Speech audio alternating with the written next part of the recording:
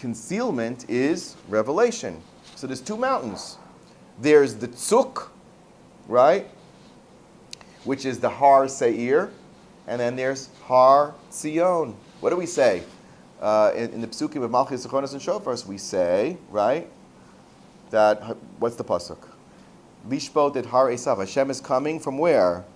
Va'alu Moshiim mihar Tzion. Lishbot et Har Esav. What is that? Why do you have to go from Har Tzion? Go from anywhere. Take the cab. Take the bus. No, we come from Har Tzion. The point of recognition that Tzion is a marker, clear. It reveals where something is. Tzion is a marker. Hashem is here. That's what Tzion is about. So if you're anti-Zionist, what are you really? The real idea of Tzion, and those are sorted, is to say, let's reveal Hashem's Malchus to the world. That's what it really is supposed to be. Right? So you want to conceal it or you want to reveal it. Those are only two choices. Now, they're both integral to Yom Kippur. Why are they both integral to Yom Kippur? Because because we need to clear up the part of ourselves, right, that was doing the Sel Azazel during the year. We need to clean it up. We need to take care of it. We need to get rid of it. We need to reject our own Malchut and turn it into Malchut Shamayim. So what we do is we have a twofold process. One is Seir Lashem, right? The process is we immerse ourselves totally in Hashem, hence mikvah. Mikvah is complete immersion. There's nothing, what? Covering. We know there's a halacha of chatzitza in mikvah, right? Everybody's aware of these halachos. These are very basic halachos. Can you have all sorts of esav? Can you even have one sa'ara? One sa'ara is an issue, right? We have to be who we are. We have to be our full essence, and our full essence has to be completely submerged in Avodat Hashem. That's what Rabbi Akiva is talking about. So the Slonim Rebbe actually said that there's three types of mikvahs. There's a real mikvah with water. Then there's the mikvah called Am Yisrael. You immerse yourself, you engage yourself as a servant to the Jewish people. They said about, I heard a story about Arish. I'm very fond of Rabbi Koenig and Tzfat also, who were very close to. These are people who give themselves over completely to Am Yisrael. People who give themselves over to Am Yisrael become Tahor and Kadosh. That's what they become. They're completely part of Klal Yisrael. That's also a mikvah. They said that he used to go to Ravad Yosef, who encouraged him to go out and speak to people, especially because he's Sephardi, and there's so many Sephardim that just needed the chizuk and needed to push the tshuva. And he said, don't worry. Don't think that by going out and reaching out and running around and talking to people that your own Avodat Hashem will be, out the window. He says, Adarabba, it's that schut that's going to help you. And it said that his attendant said, he also worked for Ravad Yosef. At one point he said, when Ravad Yosef had all the big Sephardic rabbis come to him, like before Rosh Hashanah, whatever it was, and offer him mishaberach, some brachos, when they came to daven with him, there's only one that he wanted a mishaberach from, and that was Rabbi Arush. Why? Because not that those people weren't great Talmidei Chachamim and Kedoshim. He says, but when you completely give your life over to Klal Yisrael, that is a mikvah tahara that brings you to a level that you cannot get otherwise. And the third mikvah is Hashem Himself. Hashem Himself is the mikvah. What was Rabbi Akiva talking to? A generation that had lost the Beit HaMikdash. A generation that had seen the terrible, terrible Churban. Who thought that there's no way to serve Hashem without the real Sa'ir L'Azazel and the real Sa'ir. And he said, no, there is a way. Immerse yourself for Hashem. Now we have to do it on our own. We don't have the Beit HaMikdash. We don't have Aaron HaKohen. What are we going to do? Neshama Parim Safseinu. It's going to be our task to do it. So immerse yourself, and it's going to be okay, and it's going to be even more effective. Mikvah Yisrael Hashem. Don't worry. The Kohen Gadol is not around to go into his mikvah before each action that he performs, but you can still go to the mikvah yourself. And you can still be like the Kohanim, and you can bow down in shul. We're going to give you an entry pass into the Beit HaMikdash for one day. We're going to bring the Kedushat Beit HaKnesset up to the level of Beit HaMikdash. And we're going to say, Baruch Shem Kavod Malchuso L'Oved out loud for one day. Because it's going to become Tzion. It's going to become Har Tzion, Hashem's name revealed and not concealed. Now, when our lives are concealed, we're outside the palace of Hashem. There's two seirim. You either, that's what it says, you bring them, you stand them up, lifnei Hashem. There's two places you can be. You can be in Hashem's palace, or you can be in Azazel. There's only two locations available. When you're in Hashem's palace, are you happy? Yes, you're in a place called Binyamin. You're in Binyamin's land, Binyamin land. Are you helping other Jews? You're picking them up? You're picking them up. Are you saying Lashon Hara? No. Are you jealous? No. Is there sinas chinam? No. Is there anything wrong? No. Are we all together? Yes. There's a place. That's Lifnei Hashem. All negative emotions, especially Benan Mechavero, but also Klape Hashem, when you're angry with Hashem, or disappointed, or sad, or upset with whatever Hashem is doing for you in your life, you're Azazel. You're in Azazel land. God is covered over, and you don't see it. And the idea is to get rid of that. There are 10 stations. Rav Soloveitchik said, because a person's life is we think about our most primary years is 1 to 70. Now we have an extension for that because we're living much longer. Now it's getting up to 120. But Shivim Shana, those are our hard-working years. You're supposed to be working really hard. Don't take the pedal off the metal. But now it's even much longer. Megvura Shmonim Shana, B'tishim L'sicha, you're talking to Hashem at 90. You got to keep going. Today, 90 is young. It really is young. I want you to know, Kanahara, I have parents, Kanahara. I cannot keep up pace with them. I can't keep up with them. They're social and they're out there and they're active and they're doing things. And they've reached that age. It's remarkable. There was a Bernie Lander, who was the president of Torah College. I graduated Torah for college, coming out of yeshiva. In his 90s, he started major university branches of medical schools. In his 90s. In his 90s. One of my role models. Really, there's no end, there's no excuse. There's no excuse. Just keep going. Today you can. It's possible. We take care of ourselves and so on. Okay. So, therein lies the understanding.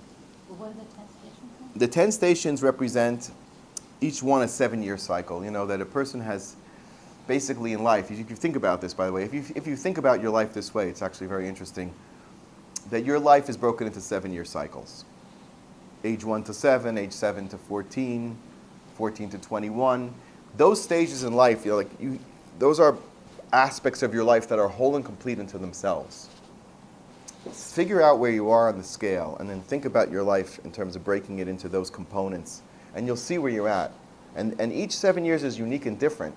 So that's why it's not good to look back on what happened the previous 7 years or the 14 years ago, because that's irrelevant right now. You have a different avoda right now. You may be even a whole different person right now, or should be a different person.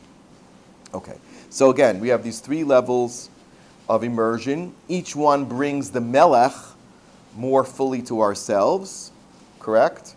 And that explains why the Klal Yisrael on Yom Kippur, right, offers these 2 different sacrifices, and why the Bavliim wanted to get rid of it so fast.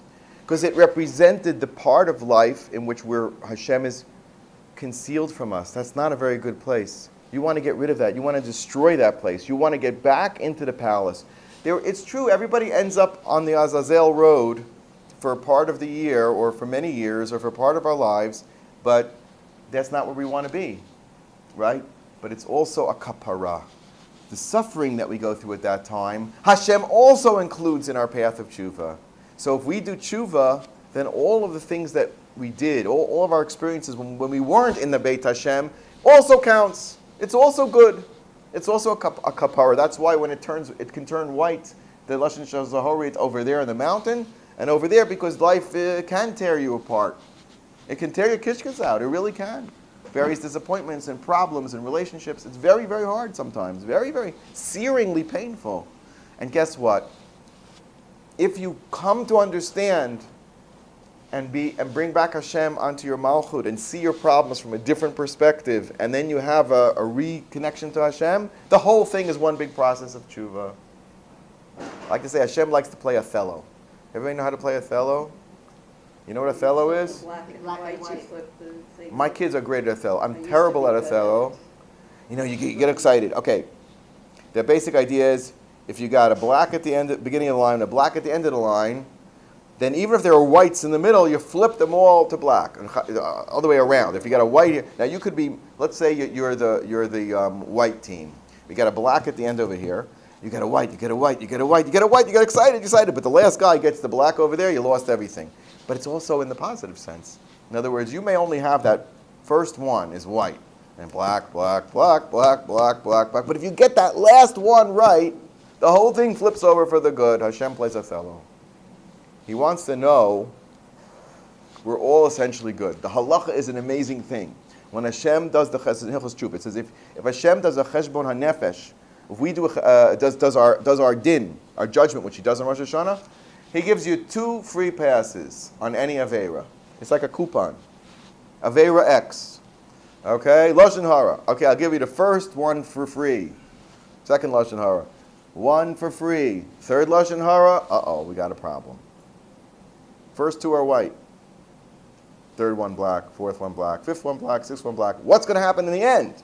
If you do tshuva, then it comes out that He already started you off with the white, puts the white at the end, the whole thing goes for kapara. That's what it says, that He turns our averos into zechuyos, the Gemara says. I like to think of it in that term. So it's not important what happened along the way. What is important is, okay, I get it, I understand, I need to retrieve my mikvah b'Hashem, and the whole thing becomes a schus, because hakol holach echar chitum. It's not what happens along the way in the journey, it's what happens in the end. That's what counts. That's why we say chasiva v'chasima tova. Right, but it's the sealing. Hashem puts Rabbi Nachman says a seal in times of seal, because you can seal things up and they're still not secure, right? But you really want to make it secure, Sheba secure. The very last piece, if that last piece is solid, then everything else flips for the good. And by the way, it says for a tzibur, you get even an extra pass. If you're part of a group that's doing tshuva, a group that's davening to Hashem, then there's a deeper mikvah for that, and you get 3 free averos. It says in Hilchos Tshuva. This is our Masorah. Hashem says, okay, you got 3 whites.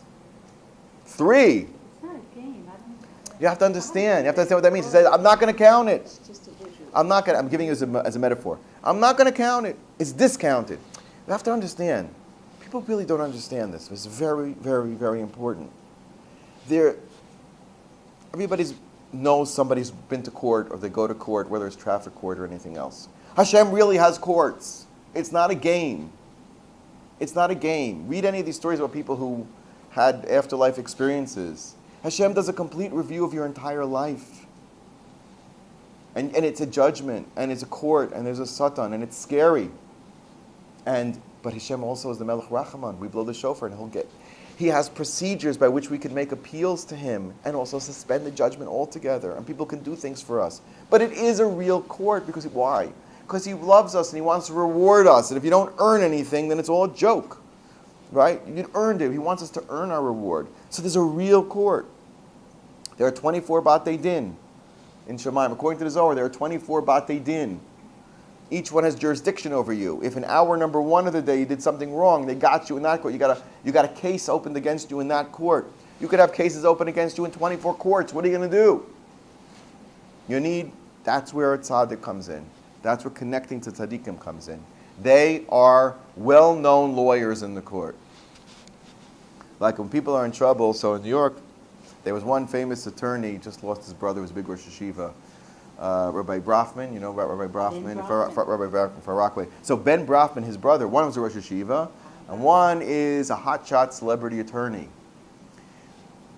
Really good attorney. And he gets off, people from very serious stuff, very wealthy people, very colorful people, like rap stars, like black rap stars. O.J. Simpson. Oh, they get all kinds of people off the hook, and then then he gets them to give a donation to the yeshiva, which is nice. So I think one of his clients actually built the gym in Shiva Rockaway. But, when that attorney comes in, you go, okay, I got a chance. This guy knows the system. He knows the system. He knows how. And this is what's very, very important. Let me explain this to you. This is such a deep point, and it's so important. There's two things going on for Rosh Hashanah Yom Kippur. There's the question of whether you will be punished for your averos, and the second thing is, how do you repair the relationship with Hashem that you've broken? One is called kapara. Kapara means you will not be prosecuted. The prosecutor loses the case. You win the case. That's called kapara. It removes, it's literally a covering that protects you from harm, a shield of armor. You cannot be hurt. You will not be held accountable. That's called kapara. When chas v'shalom halacha is when somebody kills somebody by accident, there's a punishment in the Torah called kofar. You pay a financial fine. If your animal, for example, kills somebody by accident, you have to pay a fine. If you kill an eved of somebody else, you pay a fine. They used to call that guild, war money. In Europe, in the Middle Ages, if you killed a Jew, so the serf said, Jews belong to me. Jews are my slaves, like Paro and Mitzrayim, so you have to pay me. That protected the Jews. It did. If a peasant killed a Jew, he got a big fine. He couldn't afford that fine, so he didn't kill the Jew. That was how it worked. So the same thing here. We have to pay penalties. But it's a way of doing tshuva, which we're protected from being prosecuted. That's Yom Kippur. That's what the Beis HaMikdash does. For example, the money that we give before Yom Kippur, every Yom Kippur, what do we call it? What do you give them? A kaparos. Why do you call it kaparos? Because you say hakesef zeh, or the chicken, yelech le tzedakah, va'ani elech lechaim tov mishalom. You know, people don't like doing the chickens anymore. I don't know if you're anti-chickens. There's a whole movement to no more chickens. I think you go down to bed, you'll see plenty of chickens. But the point of the chickens was this. That was what the poor people didn't have what to eat Erev Yom Kippur. They didn't have a meal to make a chicken soup and a piece of chicken to eat before Yom Kippur. That was the point of it. It was to do chesed. That's the kapara. Why do we say tzedakah, tatzil mimaves? And that's why, what are the three things? Tshuva, tefillah, right? Tzedakah. Ma'avirin is roah hagazera. There's the court cases. Because if you have a reason, there are exemptions. It's an exemption. The seir mishtaleach, if you do tshuva, is an exemption for averos. It's an amazing thing. It's a procedural thing. So we have to do the procedures. But that doesn't answer the whole story. Then we've got another problem. I'm not holy anymore. I'm not pure anymore. I'm not in a complete relationship with Hashem anymore. I need kapara, and I also need tahara. There's the sin, and then there's the after result of the sin. If I sin, magia onesh, so I've got to get out of the onesh. There's certain things that I can do. I can do tshuva, I can do tefillah, I can do tzedakah. Virin is roa gezerah. But then what about me? What about my kedusha, my level of kedusha? That requires something more. That requires another stage. That requires what? Mikveh Yisrael Hashem. That's what he's saying. Lifnei mi atam mitahir, not kapar. The whole masechet is Maseches Yuma, which is Yom Kippurim. Why is he talking about tahara and mikveh? Because that's the final piece. It's actually the final mishnah of the whole masechta. After the kapara is done, after we got rid of the Sel Azazel, after we corrected, we put the Malchus of Hashem back in control, we asserted the din. Now what? How are we going to do the tshuva? Okay. So I'll finish with the last story, okay? I promise I'll finish with the story. So the final story of Ummah was like this. There was once a child, an orphan, who was abandoned to the forest. And he hooked up with a bunch of robbers, because that's all that would take him in. And he became a robber like everybody else. But he was a good kid, and he had a noble character. But that was what he felt. That was his lot in life. So one day, the king wandered out into the forest, engrossed in his thoughts. And the robbers surround him and capture him. And he says, I'm the king, you have to let me go. And they're laughing at him, you're the king, yeah, sure, you're the king. But they look at him, they say, you've got a silk garment on. You know, maybe he is the king. Boy, this is our lucky day. We're going to have a big ransom now. right? All we got to do is contact the people in the castle. They're going to give us a fortune of money. And who knows what. And if they don't, we're going to kill the king. We don't care. We live in the forest anyway. We're above the law. So this kid, who was that time maybe 15, 16, 17 years old, this is not right. This is just not right. In the middle of the night, he risks everything. He unties the king, and he says, I know these woods like the back of my hand. I'll get you back to the palace. He brings the king back to the palace. And he says, okay, thank you. I'll go back to my life now. The king says, you can't go back there. Why? He says, they're going to kill you if they realize that you let their big prize go. So you're going to stay with me. And he gives him an education. And the kid's brilliant. And he grows and grows. And the king loves him. And he makes him his top minister. Uh-oh. And that's when the problems start. Because all the other guys who were working for the king their whole lives, saying, who's this kid from the forest? Nobody. All of a sudden, he became the big boss over here. And they all got together, and they said, we're going to destroy this guy. And they started saying bad things about him to the king, Lashon Hara here, Lashon Hara there, until finally they worked up accounts of treason. They made up all kinds of stories. They say he's, according to the laws of the king, he deserves the death penalty, and they have a court case, and he's found guilty, and it's all trumped up charges, but that's it. They're going to get rid of him. Now, one thing the kid did was he saved his clothes from the forest. So when they asked him for his final request, they said, what do you want before we, you have a 5-minute audience with the king, last petition, but we're going to, they knew that he's not going to get it. They convinced the king that he's a treasonous person. He says, I want to go get my something. Comes back in his clothes. And he says to the king, this is all false. You know that if I wanted to do you harm, I could have just done you harm. Because I'm the one who's trying to save you and restore your malchus in the world. They're saying all these things about me, that I'm the enemy of the king, that I'm not going against the will of the king. It's not true.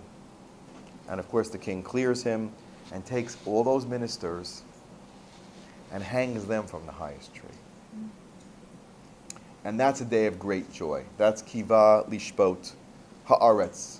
In the end, Am Yisrael, who is that little boy who got lost in the forest, Avram Avinu, who got lost in the world of Avodah Zarah, and himself came to recognize the king and restore the king to his rightful place in the world and to teach Torah to the world, right?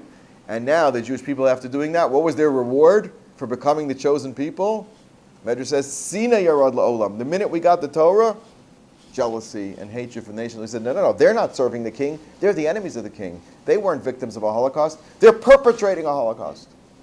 They turn it all around. They're not good people. They're evil people. Turn it all around. We know the truth. But the whole world doesn't want to hear the truth. But in the end, there's going to be a day of recognition. Those clothes that we put on, that's the kittel we wear on Rosh Hashanah. That's the shofar we blow on Rosh Hashanah. We remind, way back when, we remind the king who we really are, and that the judgment should not be on us, but should be on those who cast aspersions on us. And I was thinking, boy, Aseres B'nai Haman. And my davening in Uman, I said, if we're here to be mamlech the king, then, okay, so who are those 10 ministers that we're going to hang? I came up with a lot of candidates. Oh. You want to know my top 10 list? I don't know if I should turn off the radio, but I say, if you would ask me, you can add to the list. Number 1, Khomeini. Number 2, Nasrallah from Hezbollah.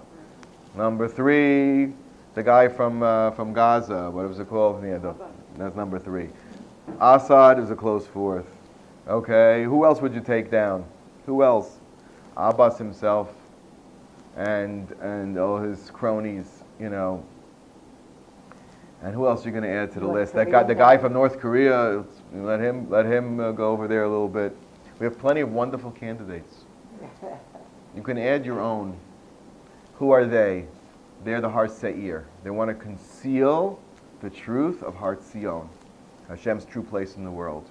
And they're all complicit because they refuse to say that Har Rabbayis belongs to Hashem. They refuse to recognize the place of Har Zion in the world, the primacy of Torah in the world. But, Baruch Hashem, things are moving quickly and closely in the right directions, and we have great allies. Because who is the one who's the one that can really help us put back those clothes and appeal to Hashem? We have to first make Hashem melech over ourselves. The ones that inspire us to teach us, those are the tzaddikim, those are the talmidei chachamim, those are the inspiring people who are reminding us to go back into the palace of the king. Go back there. If we do it individually, then we can do it as an am. And then if we do it as an am, we can really see Hashem immerse the world. Those are the three levels of the mikvah of Hashem. The individual mikvah, the mikvah called Am Yisrael, and then Hashem's presence in the world, which is Hashras HaShechina, which we're still waiting for. So that's our tefillos on Rosh Hashanah. It was a wonderful Rosh Hashanah. I think if I have to say a final word about Uman, it's the mikvah of Am Yisrael. That's what I experienced in my going there. Every Jew is there, all kinds of people. They got to get along. They got to respect each other. They have to daven together with a Sephardi Torah, with a regular Torah, or this Torah, with a Hasidim. They're davening in the street, and they're davening in the park, and they're davening in a fancy shul, and they're davening with this rabbi, and with that rabbi, and the third rabbi. It's magnificent what they built there. They feed. I just have to add this. I don't want to keep you, but I want to just add this point. 50,000 people. 50,000 people. Many of them being fed en masse by one food distribution group that gives away free fruit Erev Yontif. And they buy tickets. How do you, the transportation, the flights to bring 50,000 people, to feed 50,000 people, to daven. It was a magnificent brand new tent that was put up mostly, by the way, it's mostly Americans. I'll be masking one guy named Laser Shiner and all of his chevra. He got together like hundreds and hundreds of Hatzalah guys. You know what I mean by Hatzalah guys?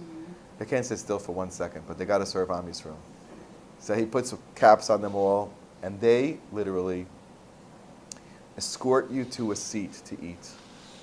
There's a massive food structure. You go in, on the way in you see pictures of all the tzaddikim. And they're all together. From Lubavitcher Rebbe to Sadmer Rebbe to Shlomo Carlebach to big Rosh Yeshivas, you see pictures on the wall. And there's music playing and videos. And you come online and you turn the corner and people are handing you food and wishing you a good yontif. You know, in disposable stuff. And then they escort you to rooms that have been designated with tables, and they fill it in table by table. Guys walk you to a table. There's a table like this with 10 seats. 1, 2, 3, 4, 5, 6, 7. Next table. Ad kedei kach. Everything, and beautiful, beautiful synagogues. And 2 Starbucks. Now, what I mean by Starbucks Uman is, instead of the picture they normally have, they have a little chassid with payas in the middle of the car. Little guy with this. And they put an extra Starbucks in next to where we're staying, so God bless them. I didn't have to walk 5 minutes to get a cup of coffee. It's on and on and on. And therefore, you want to know the bottom line about Uman? That's the story about Binyamin and Chaim picking up Am Yisrael, davening together, be nice together. We all want to, and the last thing is, you all want to get to the Tzion. The Tzion, they call it the Tzion, right? Where Rabbi Nachman's buried is a marble slab covering the grave on the inside and the outside of a building, and everybody wants to get there. So what they do is, 50,000 people can't get there all at once.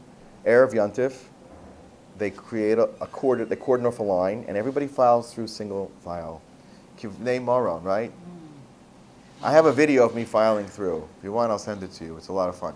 But it's a miracle. And I'm because I'm the right size, I know how to go through the cracks and crevices and get there, even not then. I have Baruch Hashem. But you have to be careful not to offend people. And there was a moment where I think I bothered someone, and he told me I was bothering him, and I felt terrible. And then that's also part of the tshuva. It's not only about you getting to the Tzion, it's about everybody getting to the Tzion. And don't trample on anybody, even in the most minor way, or certainly not in a serious way. So that was also a big piece. This is the Tahar of Am Yisrael. Now, as we go into those mikvahs, we should see the whole Am Yisrael enter that sort of mindset, the mikvah of Am Yisrael. And if we can get the mikvah of Am Yisrael going, then Be'ez Hashem, we should see that Rosh Hashanah b'meher v'yameinu. Amen.